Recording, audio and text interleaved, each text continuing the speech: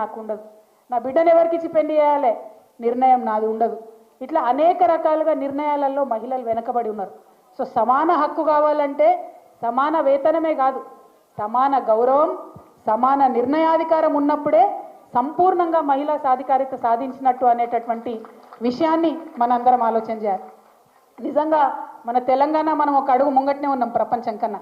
ఎందుకంటే మనకు మొదటి నుంచి ఇప్పటి వరకు వీర నారీమణులు అనేక మంది మన తెలంగాణ నుంచి పుట్టిన వాళ్ళు ఉన్నారు. అది మన చిట్యాల ఐలమ్మ కావచ్చు, మన రాణి రుద్రమదేవి కావచ్చు, ఒకరు కాదు ఇద్దరు కాదు అనేక మంది మహిళలు, గొప్ప గొప్ప మహిళలు తెలంగాణ గడ్డ మీద పుట్టిండ్రు. పేద ఇంట్లో పుట్టినమా, పెద్ద ఇంట్లో పుట్టినమా, రాణివాసంలో పుట్టినమా, ఇంకో దగ్గర పుట్టినమా అని కాదు. మహిళలందరం కూడా మనది ఒకటే కులం. ఒక్కసారి గుండెల మీద చేసుకొని ఆలోచించాలి. ఏ కులంలో పుట్టిన ఆడబిడ్డ అయినా, గొప్ప ఇంట్లో పుట్టిన ఆడబిడ్డ అయినా, పేద ఇంట్లో పుట్టిన ఆడబిడ్డ అయినా ఆ ఇంట్లో ద్వితీయ శ్రేణి పౌరురాలుగా మాత్రమే ఉంటుంది. అవునా కాదు? అంతేనా? నిర్ణయాధికారం ఎవరికైనా కూడా వారి చేతిలో ఉండదు. అందుకే ఇవాళ నేను చెప్తున్నా, మహిళలందరం కూడా ఒకటే కులం, మన కులం మొత్తం లేదు. మహిళల ఐక్యత సాధించాలనేటటువంటి మాట అందుకోసమే మాట్లాడుతోంది. మహిళలందరం ఒకటే దగ్గర ఉండి గట్టిగా వచ్చి కొట్లాడితేనే సాధ్యమవుతుంది. అది శ్రామిక వర్గానికి సంబంధించినటువంటి మహిళలు కావచ్చు, అనేకమైనటువంటి ఉన్నత వర్గాల్లో ఉన్నటువంటి మహిళలు కావచ్చు, సాఫ్ట్వేర్ ఉద్యోగాలు చేస్తున్నటువంటి ఆడపిల్లలు కావచ్చు, రాజకీయ రంగాల్లో ఉన్నటువంటి ఆడబిడ్డలు కావచ్చు, పారిశ్రామికవేత్తలుగా ఉన్నటువంటి ఆడబిడ్డలు కావచ్చు, ఎవరైనా కూడా వారి వారి ఇండ్లలో మరి ద్వితీయ శ్రేణి పౌరులుగా ఉన్నారనేటటువంటి వాదన ఒక్క తెలంగాణలో కాదు, ప్రపంచం అంతటా కూడా అదే వాదన ఉన్నది. ఆ వాదన ఎప్పుడైతే విడిపోతుందో, ఎప్పుడైతే నిర్ణయాధికారం ఆడబిడ్డది అవుతుందో అప్పుడే ప్రపంచం ముందుకెళ్లే ఆస్కారం ఉంటుంది. ఇవాళనే ఏదో మాట్లాడుతూ ఉంటే ఒక సోదరి చెప్తా ఉండే, భారతదేశం ముందుకు పోవాలి, భారతదేశం ఎదగాలి అని అంటే ఎట్లా ఎదుగుతుంది?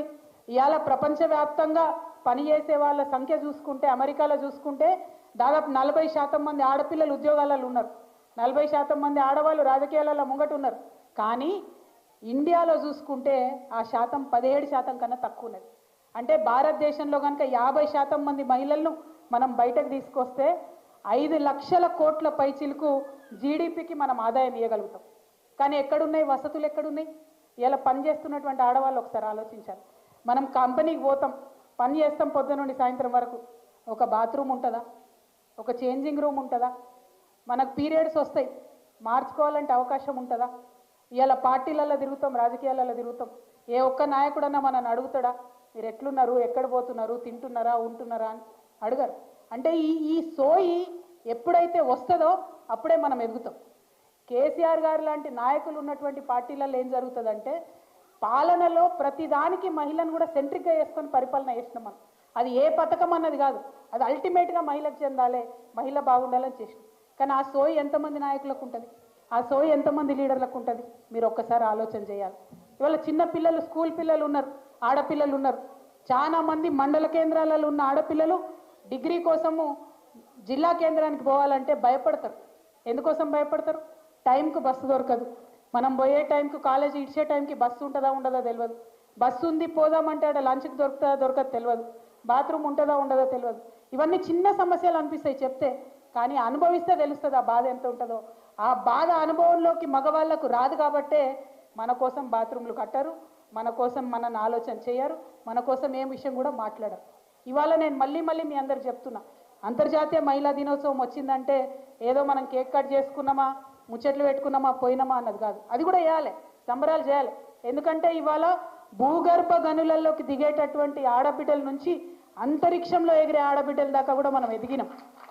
కానీ అయినా అడుగడుగున అవాంతరాలే ఉన్నాయి. ఆ అవాంతరాలను ఎట్లా అధిగమించాలని ఆలోచన చేయాల్సినటువంటి బాధ్యత ఎవరి మీద ఉన్నది? ఇదిగో రాజకీయాలలో ఉన్న మనలాంటి వాళ్ళ మీద ఉన్నది. మనం రాజకీయంలో ఒక అడుగు ముందుకేసి వచ్చినాం. ఒకసారి మీరు అందరు ఇక్కడ ఉన్నటువంటి అక్క చెల్లెలు ఆలోచన చేసుకోవాలి. వచ్చే ముందు ఏమేం చేసి వచ్చిర్రు? కొడుకు టిఫిన్ డబ్బా పెట్టినామా లేదా, వంట చేసి పెట్టినామా లేదా, ఒకవేళ ఇక్కడ మీటింగ్లో లేట్ అయితే సాయంత్రం అన్నంకి అరేంజ్మెంట్ ఉందా లేదా, అన్నీ చూసుకొనే వచ్చినాం మనం. అవునా కాదా? అంటే ఆడవాళ్ళం మనం డబుల్ పని చేయాలి. ఒకటి కాదు, రెండు కాదు, డబుల్ పని చేయాల్సి ఉంటుంది.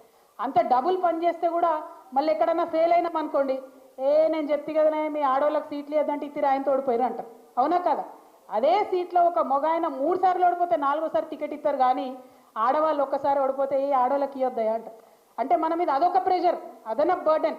అంటే నీకు ఏదైనా పని చెప్తే అది సక్సెస్ చేయాలని అదొక అదనపు బర్డెన్.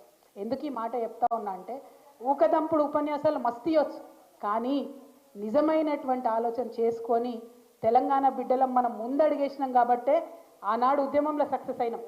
తెలంగాణ వచ్చిన తర్వాత మరి అద్భుతంగా మన మహిళలు ప్రగతి సాధించాలంటే యోగిట్లా ఆలోచన చేసుకోవాలి. ఉట్టుగా ఉపన్యాసాలు పాటలు ఎగ్జైట్ అవ్వడు అది కాదు, అది జరుగుతూనే ఉంటుంది. టీవీ ఛానల్ వాళ్ళు ఉన్నారబ్బా, చాలా మంది నా దగ్గరికి వచ్చి మహిళా దినోత్సవం ఇంటర్వ్యూ ఇవ్వమని అడుగుతారు. నేను ఒక 10 ఏళ్ళ బంద్ పెట్టిన మహిళా దినోత్సవం ఇంటర్వ్యూలు ఇచ్చుడు. ఎందుకోసం తెలుసా? నేను ఒకటే చెప్పిన, మహిళా దినోత్సవం వచ్చి నన్ను అడగక ఇంటర్వ్యూ ఇవ్వమని. ఎవ్రీడే రా నా దగ్గరికి, ఎవ్రీడే వచ్చి నా ఒపీనియన్ అడుగు, ఈ విషయం మీద నీ ఒపీనియన్ ఏందని చెప్పి నేను చెప్తా. అంతేగాని మహిళా దినోత్సవం మీద వచ్చి నువ్వు మహిళల సాధికారిత మీద ఇంటర్వ్యూలు అంటే నేను 10 ఏళ్ళ బంద్ పెట్టిన ఇంటర్వ్యూలు ఇస్తలేదు. ఎందుకంటే నేను బలంగా చెప్పిన, ఎవ్రీడే ప్రతి విషయం మీద నా ఒపీనియన్ అడుగు.